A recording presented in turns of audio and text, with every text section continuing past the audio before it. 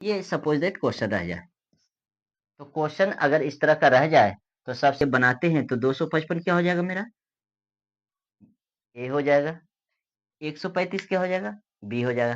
क्यों? क्योंकि यहाँ पर हम क्या देखते हैं, 135 है ना, से कौन बड़ा है, 255। तो हम क्या करेंगे, अब इससे इसमें क्या करेंगे, डिवाइड करेंगे, क्योंकि एचसीएफ निकालना है। तो अगर हमको इस तरह से डिवाइड नहीं आ रहा है तो डायरेक्ट हम यहाँ पर निकाल सकते हैं इस तरह से। अगर निकालना हो तो सबसे आसान तरीका यही है, इससे आसान तरीका आपको नहीं मिलेगा यूक्लिड विभाजन प्रमेय को बनाने के लिए। ये आप लोग जो हम बताने जा रहे हैं वो आप बचपन से पढ़ते आ रहे हैं, एचसीएफ निकालना। जैसे 135 डिवाइडेड बाय 255, यानी 135 से 255 में भाग देना। तो भाग देंगे कितने बार में लगेगा, अगर 135 को 2 बार में तो 270 हो जाता है। तो हम पहले कितने बार में करेंगे, 1 टाइम में करेंगे। तो कितना हो जाएगा 135 यानी 135। अब इसको घटाएंगे, सब्ट्रैक्ट करिए तो 0 हो गया, यहाँ बच गया 5। 5 में से 3 सब्ट्रैक्ट करेंगे तो कितना बचेगा 2। 2 में से 1 सब्ट्रैक्ट हुआ तो 1।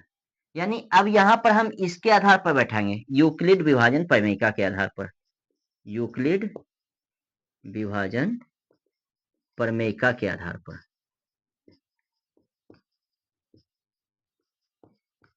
हम लोग क्या जानते हैं, बी बराबर ए बराबर जानते हैं बी क्यू प्लस क्या जानते हैं आर। ए बराबर क्या जानते हैं, बी क्यू प्लस आर जानते हैं। तो अब यहाँ पर हम लोग को फर्स्ट स्टेप बाय स्टेप लिखना है, तो यहाँ लिखेंगे फर्स्ट स्टेप।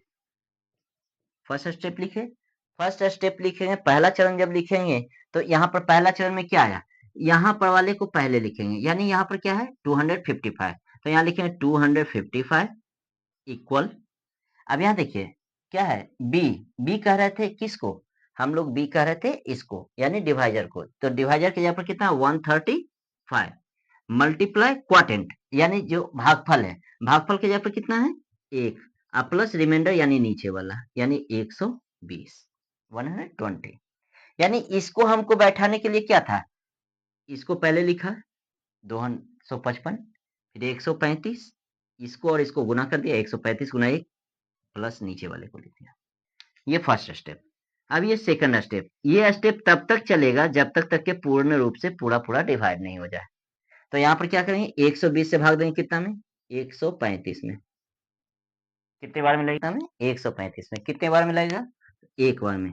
तो हो गया 120, यहाँ से उतरेगा 5, यहाँ 1 कट गया। अब यहाँ पर सेकंड स्टेप में हम लोग क्या लिखेंगे, ये वाला आगे लिखा जाएगा 135। तो इसके बराबर क्या होगा, 120 गुना कितना हो जाएगा 1, यानी 120 गुना 1 हो गया, प्लस हो गया कितना 15। ये सेकंड स्टेप हो गया। अभी भी देख रहे हैं कि 15 बचा हुआ है। इस तरह का मैथ तो आप लोग छठा सातवां में पढ़े ही होंगे, पांचवा छठा में भी पढ़ा है एचसीएफ निकालने के लिए इस तरह से। तो ये सबसे आसान तरीका है। फिर हम इस तरह से लाएंगे, यानी 120 को यहाँ पर भाग डिवाइड करेंगे तो कितने बार में, तो 15 एट जा 120, यानी 15 थी 20 से 120। ये हो गया। अब ये पूरा पूरा क्या हो गया, कट गया। तो यहाँ पर लिखेंगे third step. Third step, third step में हम लोग क्या लिखेंगे, 120 इक्वल टू कितना होगा 15 मल्टीप्लाई 8 और प्लस कितना 0। अब यहाँ पर जैसे 0 आ जाएगा इसके बाद का सेवा समाप्त हो गया, यानी इसके बाद काम खत्म। यानी इसके बाद हम सीधे लिखेंगे एचसीएफ। अब एचसीएफ में कौन होगा, जो यहाँ पर आएगा, यानी कहने का मतलब कि जो यहाँ पर आता है वही एचसीएफ होता है।